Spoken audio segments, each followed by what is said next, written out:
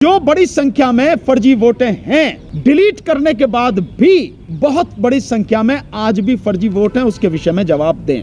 ये वो प्रारूप है जो इलेक्शन कमीशन ने भेजा है।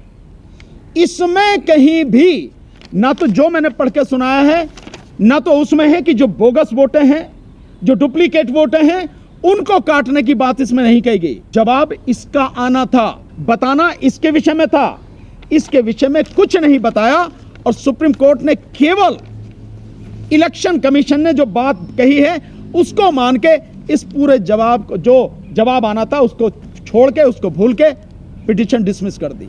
संविधान की रक्षक अदालत, वहां से भी अगर न्याय लोगों को नहीं मिलेगा, वहां भी अगर लोगों की बात पूरी तरह से सुनी नहीं जाएगी, वहां भी जजमेंट सारी चीजों को देखकर नहीं दिया जाएगा, तो देश का व्यक्ति कहां जाएगा? कि देश में जन आंदोलन के अलावा कोई रास्ता इस देश के नागरिकों के पास बचा नहीं है जो इस देश की परिस्थितियों को ठीक कर सके।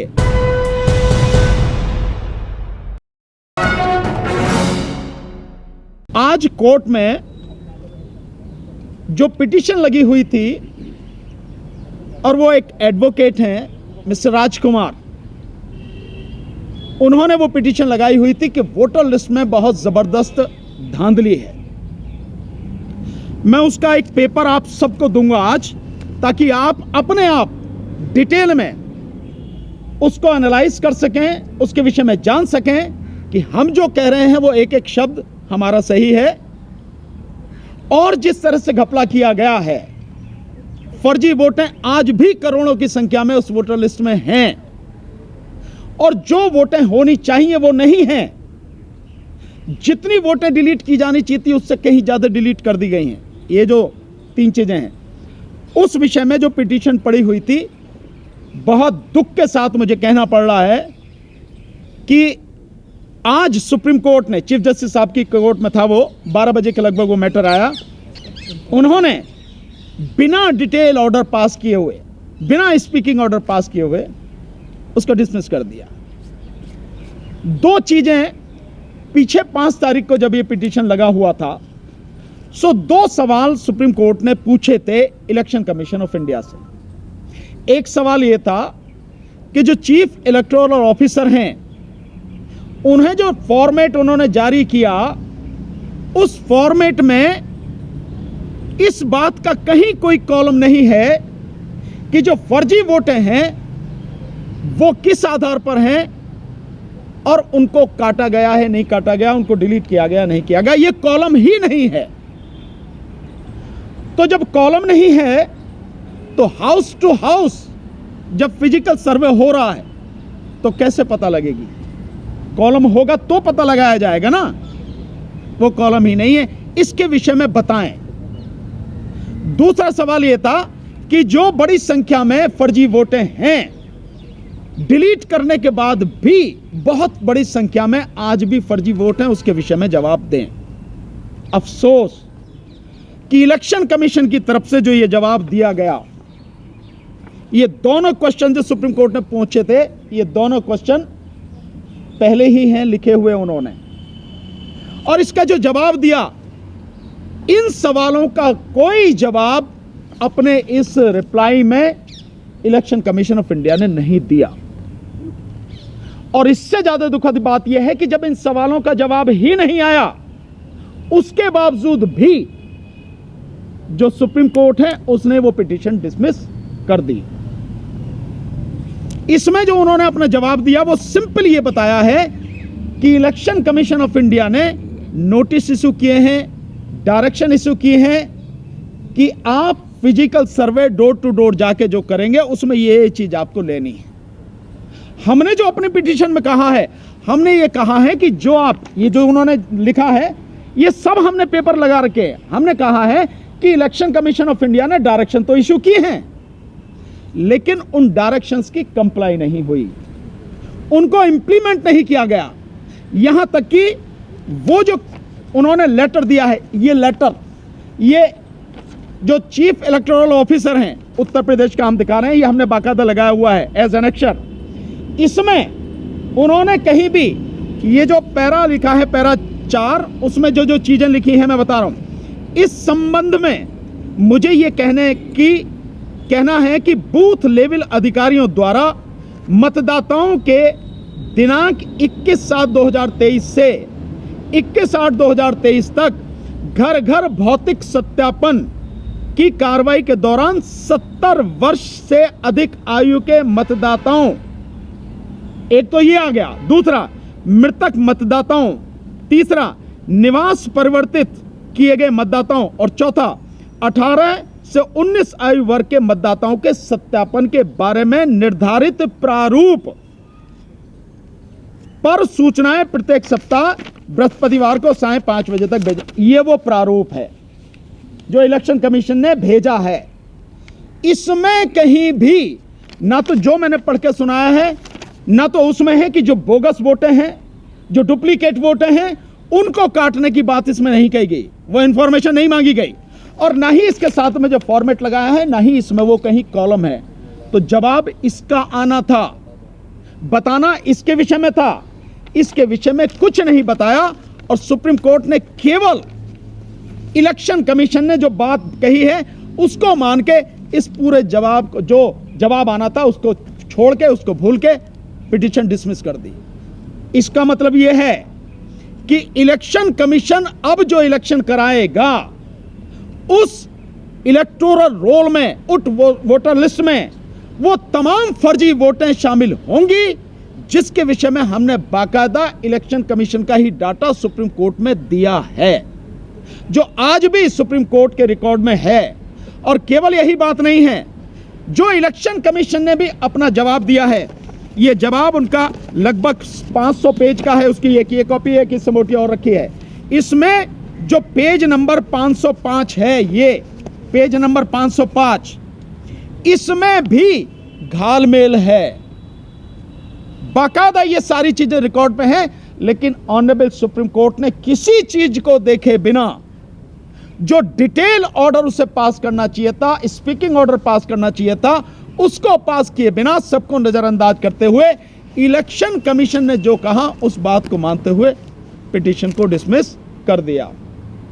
मेरा मानना यह है कि हर वोटर का अधिकार है कि जिस डेट का एक कट ऑफ उन्होंने बताया गया है, 1/1/2024 तक जो भी व्यक्ति इस देश में 18 वर्ष या उससे ऊपर का है उसका वोटर लिस्ट में नाम होना चाहिए।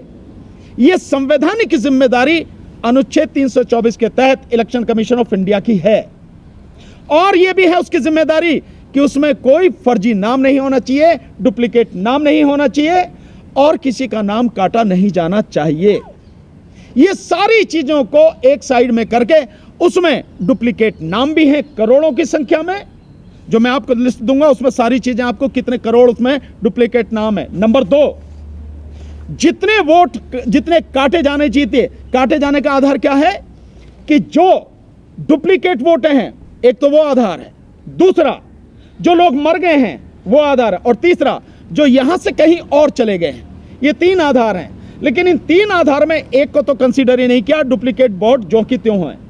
इसके अलावा जिन लोगों को जो चले गए हैं, मर गए हैं, जितने वोट उनके कटने चाहिए थे उससे कहीं ज्यादा वोट काट दिए गए। जैसा हमने आपको डाटा दिखाया था कि बनारस में खुद प्रधानमंत्री के कॉन्स्टिट्यूंसी में 3200 के लगभग वोट काटे जाने थे, पर 55,000 वोट काट दिए गए।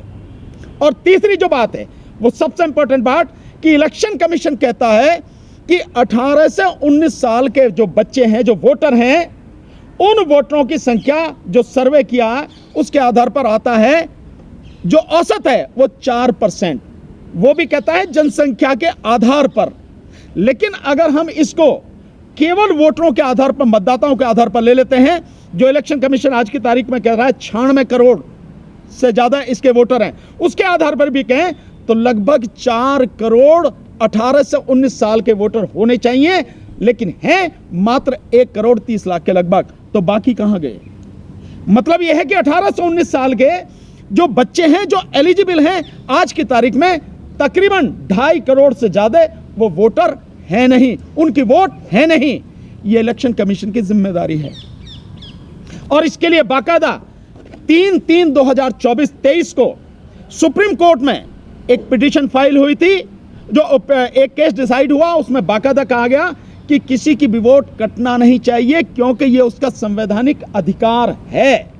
इस सब के बावजूद इस समय, जिस समय मैं आपसे बात कर रहा हूं, करोड़ों लोगों की जो वोटें हैं वो डुप्लीकेट हैं, और करोड़ों लोगों की जो वोटें हैं वो है नहीं, और जिन लोगों की वोटें नहीं कटनी चाहिए उन लोगों की वोटें काट दी गई हैं।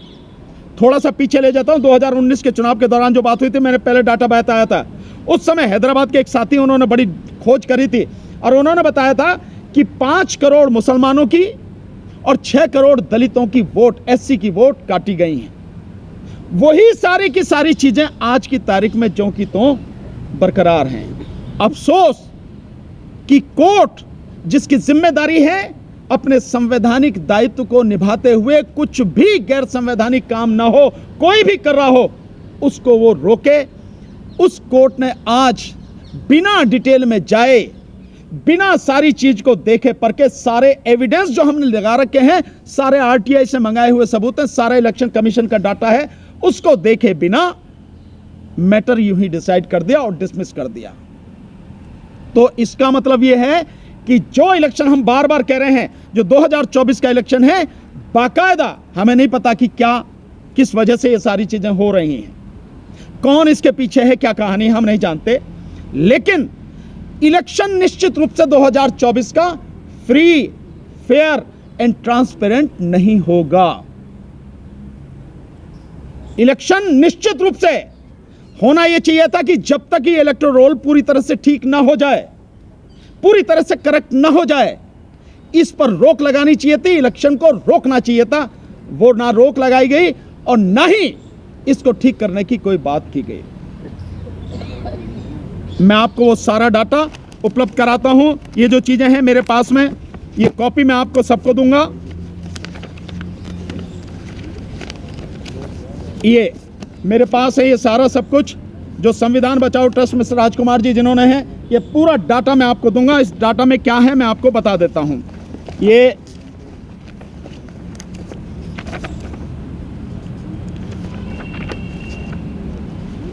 देखेंगे, ये सारा डाटा है, ये कितनी वोटें हैं, किस आधार पर गिनती उन्होंने की है, ये सब कुछ।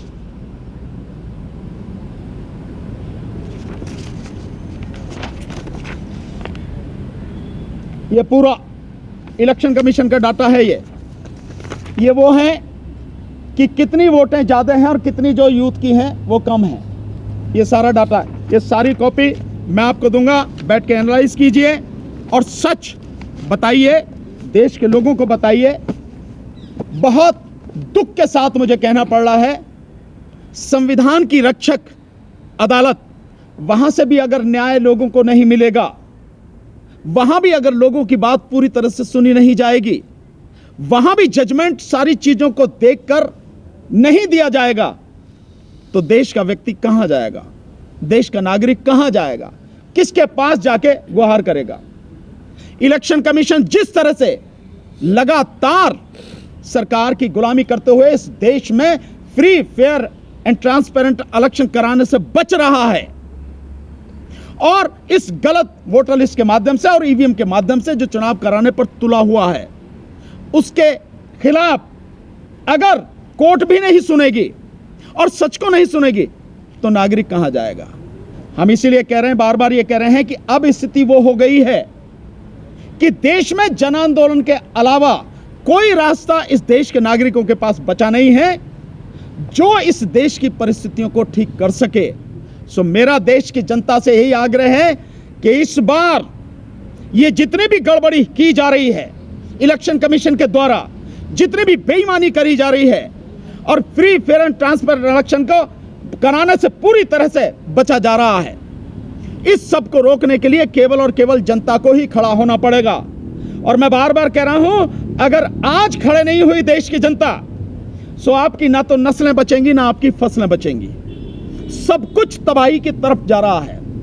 आप ही रोक सकते हैं। सो किसी भी हालत में, मैं फिर कह रहा हूं, 2024 का चुनाव अगर ईवीएम से होता है, इसी वोटर लिस्ट के आधार पर होता है, जो होने के सारे रास्ते अब खुल गए हैं। इस इलेक्शन को होने नहीं देना है।